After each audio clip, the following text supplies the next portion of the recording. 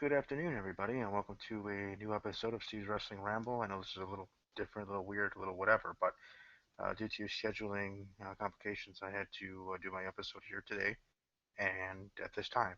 Tonight, I'll be part of Main Event Marks as per usual, 9 p.m. Eastern, 8 p.m. Central on Main Event Marks YouTube channel. Just put in the search bar Main Event Marks or www.youtube.com/Main Event Marks. Also, can check out another wrestling podcast, Steve Credo and JB. Check out their website, anotherwrestlingpodcast.com. Their YouTube channel. Subscribe to their YouTube channel after subscribing here first, of course.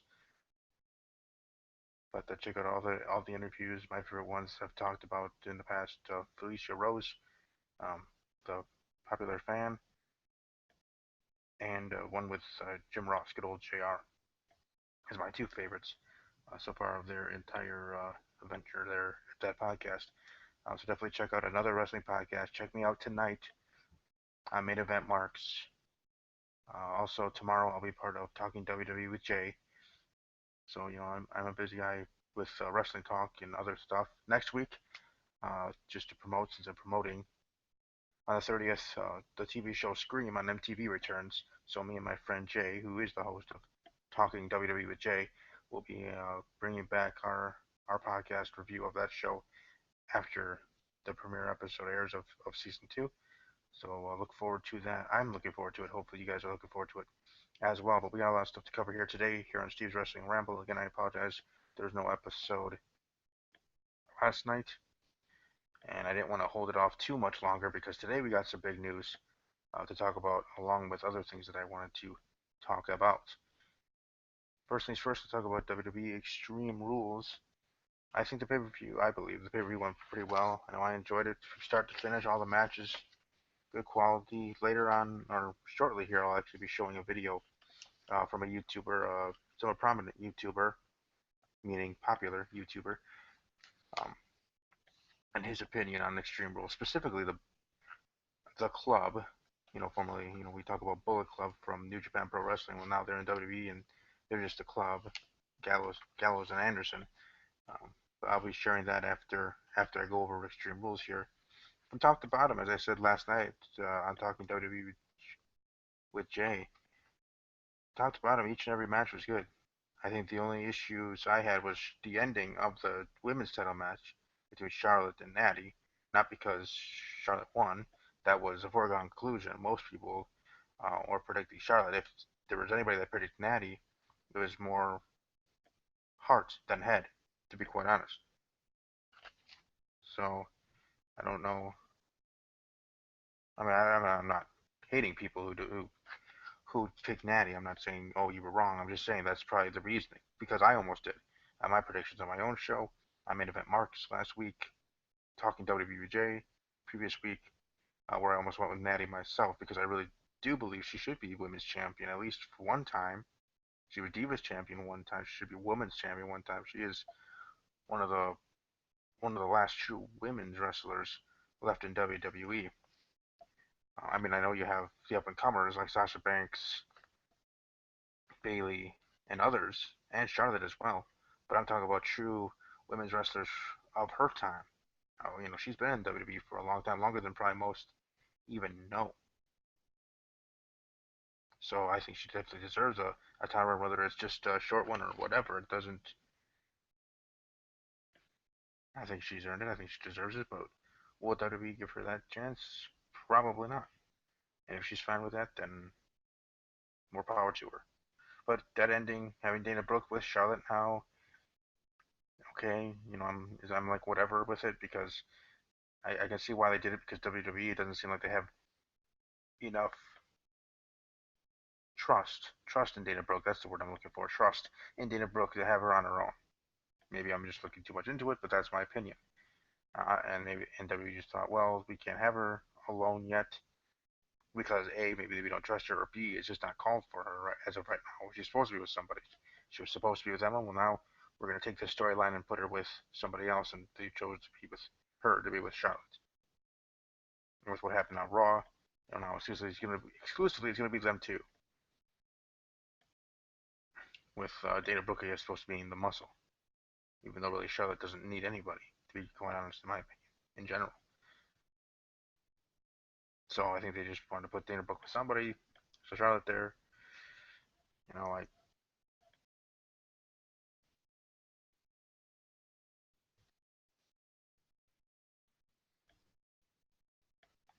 Rusev winning the U.S. title. Well, coming here, we're gonna have John Cena make his return. So maybe Cena will be put in a match right away with him, or it'll be announced for Money in the Bank. Either way, that could be the possibility. I still have a small inkling of feeling of a thought within the feeling that John Cena might be put in the Money in the Bank ladder match, but we'll see. My guy Dean Ambrose getting the win in Extreme Rules in the Ambrose Asylum match. Jericho taking that thumbtack bump like a man. That was pretty awesome. Bullet Club or Balor Club or just the club, whatever we want to call it. Those that tag team, whatever they won, good for them. I mean they kind of deserve to be there. Maybe they should have been the women's title matches that Dead Zone before the world title match, but I don't know. That's just me, and I'm not just doing it to hate indie guys or to hate the hate. I know Mike Malone and others out there um, that have reached out to me and told me that maybe I hate too much on these on the indie guys, on the new era guys, because I'm stuck in my ways and I'm just it's one of those old guys just not ready for change. That's not it at all. Plus, I'm not that old. I'm still in my late 20s. So that's first off. Second off, I respect the new era superstars, AJ Styles, Kevin Owens, formerly Kevin Steen, Cesaro even, and others. I'm a fan of theirs. Dean Ambrose, who is my guy, was in CZW, going by a different ring name. And also, I like them, but it doesn't mean I have to like them because of their track record and their other promotions. You know what I mean? It doesn't give them a free ticket that everybody has to like them. So people still can form their own opinions on said superstars. Like just for me, I'm a big fan of Dean Ambrose. Maybe you, if you're watching this, you don't like Dean Ambrose for whatever your reasons are. I know I've talked to a couple of fellow WWE fans of the WWE universe on the group that I'm part of and that I'm honored to be part of. That anybody can join. YouTube.com/group/pro wrestling marks. Again, that is YouTube or Facebook.com. Excuse me, I apologize. Facebook.com/groups/pro wrestling marks. I've talked to the fellow marks, fellow WWE fans that don't like Dean Ambrose and hearing their opinions on why they don't like him, and I'm telling them why I like him, and you know, agreeing to disagree, but doing it respectively. So that even in my situation, people will like and dislike, and I'm sure it's with these indie darlings, as I call them. Just because they did what they did there doesn't mean we have to automatically should like them here. But that also gives the right to people that do want to become fans of them or are fans of them because of that fact doesn't mean they're dumb or stupid either. They're entitled to their opinion, and I respect their opinion. But I respectfully disagree, and as I always say, hopefully, you respect my opinion for what it is as well. That's why I try to keep this show as professional and as kind as can be, even though some people do think that's not the way to go, but that's just how I am. I'm not going to be anything else but myself. But like I said, Extreme Rules, pretty good. 8 out of 10 as I gave it for my scorecard heading into it and exiting out of it. On Talking WWE with Jay, we give our ratings going into a said pay per view and leaving a said pay per view coming out of it. Um, and I gave it an 8 out of 10 going in, and it's earned an 8 out of 10 for dang sure. I guess. Hold on, I gotta get something ready here.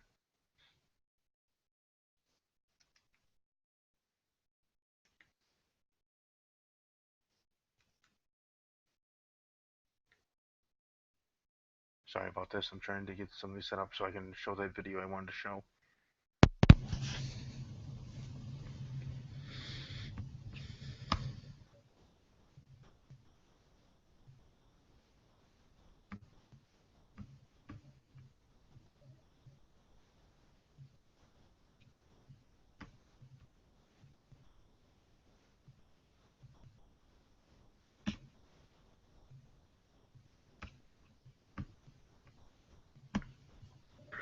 All right, and I'm gonna show you this. The YouTube channel. Well, obviously you'll be able to see it when I screen share it, but I'll kind of tell it ahead of time. OTRS Central. He also has another YouTube channel, Schleg Daddy, that primarily sticks with NFL, and then he has OTRS Central, talking pro wrestling and WWE. So I wanted to show this clip about his thoughts on the club, the tag team of the club, now that they're split off from AJ Styles, and his thoughts on them, and then I'll give my response to his response, I guess, so to speak. So my reaction. So I guess somewhat of a reaction video, but here we go. Or a reaction part of it.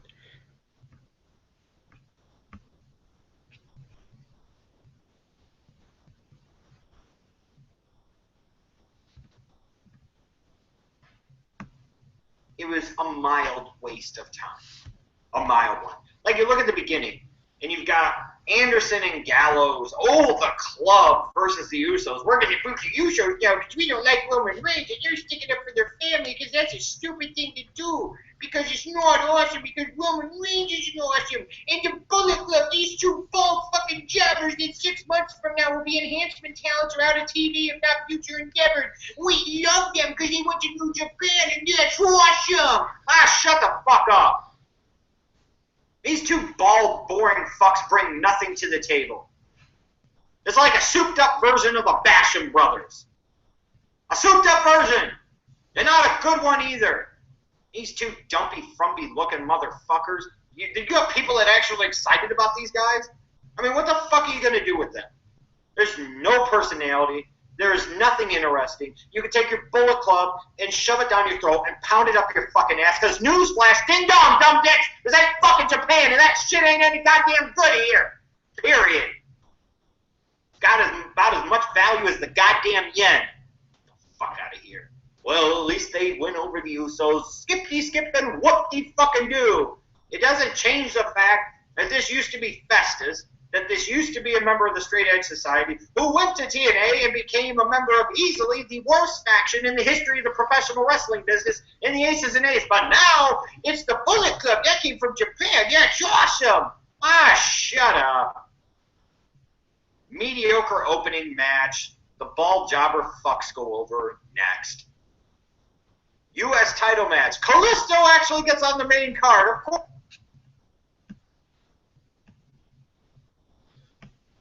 And as he goes into his, continuing his review, you're welcome to watch the entire video on his channel, OTRS Central, and specifically that video, as you can tell by the title. If you need to rewind and find the title of that video, it should be on the top of his channel, anyways. Most recent video of his, but yeah, that's some colorful language to describe his thoughts and feelings on the club.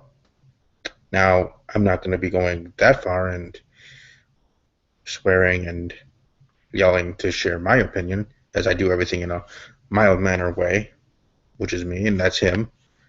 I respect him. Hopefully he respects me, but I agree with him a little bit about the club. As I was talking about earlier, just because they come from where they came from and how good they were there and here, New Japan Pro Wrestling and WWE, two different companies, two different ways of life, two different ways of things working. The machine that is WWE works a bit different than New Japan Pro Wrestling. It's just how it is. Now, I respect New Japan Pro Wrestling. I respect Gallows and Anderson. Trust me, don't think I don't respect them. I respect the heck out of them, as everyone should. Heck, I respect every superstar in the WWE, every wrestler in TNA, New Japan Pro Wrestling, and other promotions, ROH and others. And even indie promotions, I respect it. Every single one of the men and women of pro wrestling, of any level, okay? But obviously that doesn't mean I am a fan of all of them or not a fan of all of them. Just like anybody else, as a wrestling fan, I like some and dislike some, and specifically with the club. Okay, they were able to get over in New Japan Pro Wrestling after what they did previously, as my friend there explained. doesn't mean that you get a pass now coming back to WWE and think you're automatically going to be over. You can blame it on WWE Creative. You can blame it on Vince McMahon. You can blame it on whoever you want. That's your opinion. But it doesn't seem like it might be working out too well for them here in WWE. And some of it's on them. Obviously I'm gonna give them a chance, just like I give anybody a chance. Heck, I want WWE to push Heath Slater and Curtis Axel more as individuals, not specifically here with Social Outcast Group. But will that happen? Maybe not. And if it doesn't, it doesn't. Like I said, I don't make the rules in WWE. I just am one of millions of WWE fans that share my opinions, and I'm lucky and enough to share them through a podcast, a slowly growing podcast. Therefore, there. But we'll see how things go, and hopefully maybe I can grow to like the club. But for right now, they're just another tag team in the WWE, and they should be treated that way and seen that way. So that's pretty much all I really say about that. And that's pretty much all I'll say about Extreme Rules. Like I said, a good pay-per-view. Raw with the qualifying matches for Money in the Bank. I am really, as I am annually, I'm sure I said this in the podcast episode last year. Always really looking forward to Money in the Bank pay-per-view. Looking forward to the Money in the Bank ladder match. Thank goodness Jericho created this concept way back when. I think it was WrestleMania 23, 20, 21, 22, 23, one of those three. Chris Jericho thought of it, or co-created, I guess, in a way. I guess it was him and Edge. So Edge got the honor to win the first one. Maybe Jericho here might get the honor to win one of these. Maybe this year. Maybe Jericho could be the one to win. And you should at least get that. Doesn't mean he has to successfully cash in the briefcase, but hey, you can have him as a briefcase holder. Think about it that way. That'd be certainly be interesting because you never know when Jericho could appear, especially if he quote unquote goes away again. That makes for interesting storyline development. But no, with Raw, most of the matches being for qualifying two open spots, I still think it's going to be either the combination of Randy Orton, John Cena, or Randy Orton and Bray Wyatt to be those final two spots. And I kind of hope, or actually not kind of hope, I really hope, as I talked about last night on Talking WWE with Jay, where I would kind of hope and would like to see them wait all the way until we get to Money in the Bank, till we get to the ladder match, and we're waiting for those last two entrants, and that's when we find out who the surprise people are. And and truly being a surprise, no kind of vignettes of superstars teasing things or of just of a teaser in general. No, just we go to Money in the Bank as it is, and then we find out who it is, and then we go from there. Now I know for podcasts like mine and Main Event Marks and Talking WBJ, that might be a little hard for us to do the predictions if they go that way in my way of thinking and my hoping of the way of booking for the final two spots. We, if we in our prediction utopia, we'd want the seven competitors all to be known before we get to our prediction episode, the Tuesday, Wednesday, and Thursday before that said pay-per-view for those said shows, including this one, of course. But I really would like it to be the other way and have it a truly interesting feel. Like, who is it going to be? Could it be out of nowhere and be Dolph Ziggler and Zack Ryder? Or could it be extremely predictable as I'm thinking with Randy Orton and Bray Wyatt? You never know. It's still the intrigue. It's still the unknown. You never know. They could throw anybody out there. Heck, they could put R-Truth in there for the goof. But either way, I think that would be more interesting, intriguing, entertaining, and awesome. And definitely would be a best for business move by WWE if they do indeed go that way. Another thing that I would like to see and be another best for business move by WWE is to have excuse me, I apologize, a women's Money in the Bank ladder match. That'd be nice. Now whether it's this year or not the next year or it never happens, I think right now we would be able to make a women's Money in the Bank ladder match. If Emma didn't get injured, she would be the one I would book to win that ladder match if there was said ladder match for the women. Maybe you put Summer Rae, Lana, Natty, Paige, Sasha Banks, Becky Lynch, Dana Brooks, Dana Brooks, and who would be the eighth one? Well, seven, since the men have seven, women can have seven. Those seven superstars in the women's Money in the Bank ladder match.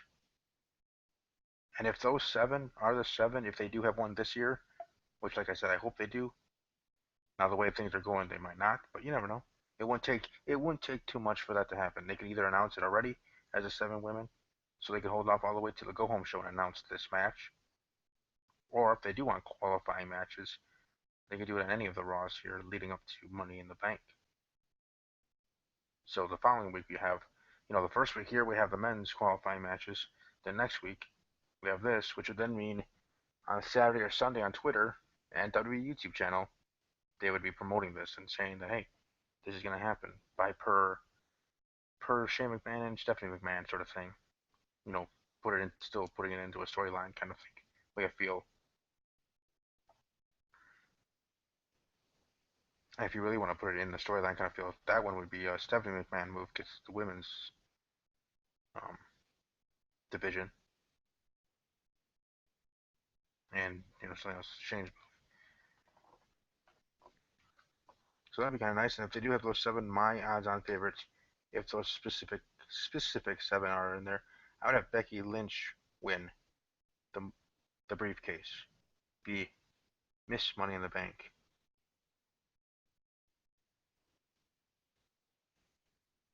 But that's just me.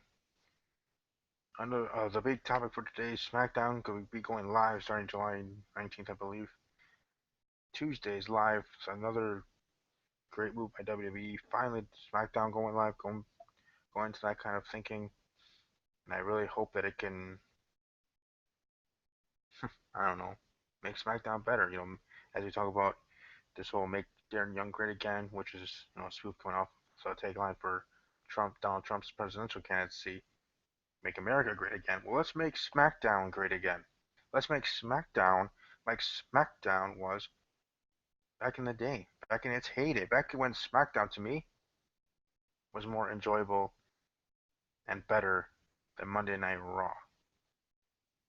It just was at that time, at least in my opinion, it was. So let's make SmackDown a better SmackDown, a smarter SmackDown, and for dang sure, let's make it a more enjoyable SmackDown. I decided to have it going live on Tuesdays, USA Network, starting in July. Maybe I've been hearing rumblings with this news that there's going to be a draft and brand split. Well, technically that was not announced. Trust me, I rewatched that one video a couple times just to make sure if I missed something that was said before or after, or in a video that just popped up, or in a tweet. I didn't see anything about brand splits or drafts, but I would hope that's where it goes. We all assume that's where it's going.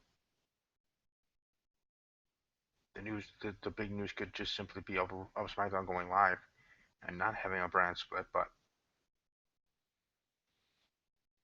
it's certainly interesting. And now, as you see in the YouTube video, Shane and Stephanie are fighting over SmackDown. Aren't they supposed to be fighting over Raw? Raw is the number one show, right? If you're running Raw, you're running WWE. They both want to be the lead dog in that way.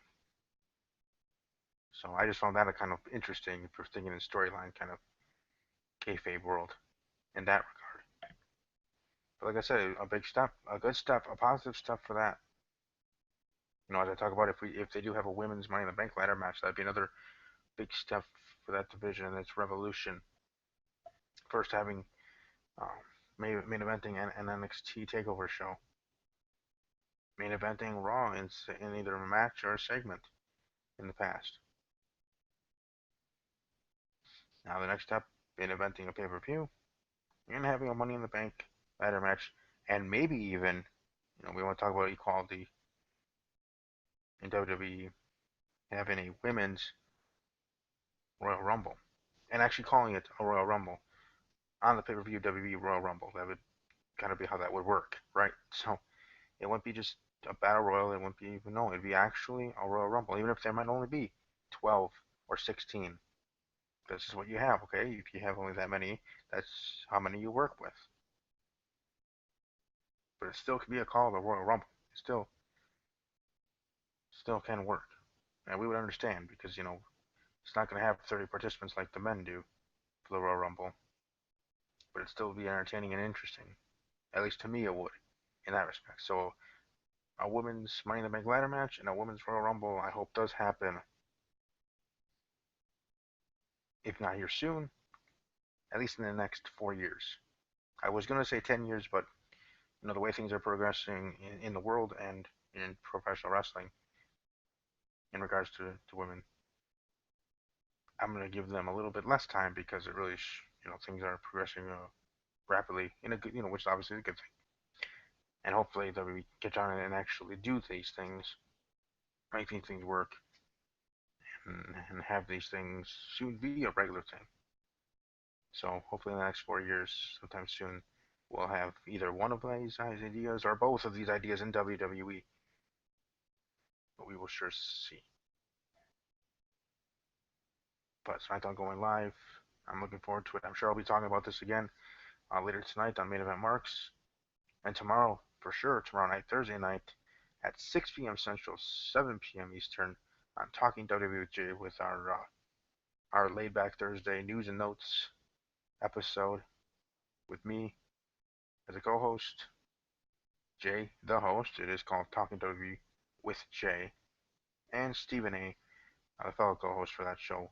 Talking all news notes, rumors, and anything else that our little hearts desire to talk about on that episode specifically. But I know we'll be talking about this. We'll be talking about Cody Rhodes and Brandy Rhodes, Mr. and Mrs. Rhodes, leaving WWE. Here on my own show, I wish them the best. If Cody wanted to take a break just to be by himself, and his wife doing the same to be with her man, with her husband as well, more power to him. I wish WWE did more with Cody, kind of like Wade Barrett. You know what? Really, like Wade Barrett, both of them should have been at least one time WWE World Heavyweight Champions, in my opinion. So that's my brief synopsis on that. But if you want to hear more on my opinion on all that stuff, Thursday night, talking WWJ, 6 p.m. Central, 7 p.m. Eastern. Tonight, Main Event Marks, 9 p.m. Eastern, 8 p.m. Central, here on the greatest place to do a podcast, YouTube. I am trying to look for a co-host. I'm trying to look for some sponsors, um, some YouTube partners, maybe even help grow this podcast and my NFL podcast and my channel in general, of course. Um, Try to be, better quality of video. I mean, the content I believe is good, but the quality I think is sometimes not helping out and not giving people a chance to then hear the quality and the content of an episode because the quality is not as picture perfect as other YouTubers, which is fine. I just have to find a way to see if be able to get if there is a partner out there or other ideas that give this channel a chance. Like I said, I do my show and my channel different than others. I do it in a highly professional way and in a respectful way to everybody. Whether we agree or disagree, it always makes for great conversation, as I say. And welcome to join in the conversation. Leave a like, subscribe, share, and all that other fun jazz. Enjoy the rest of your day. Stay safe. I'll be back here next week with another episode here on this channel. As always, take care.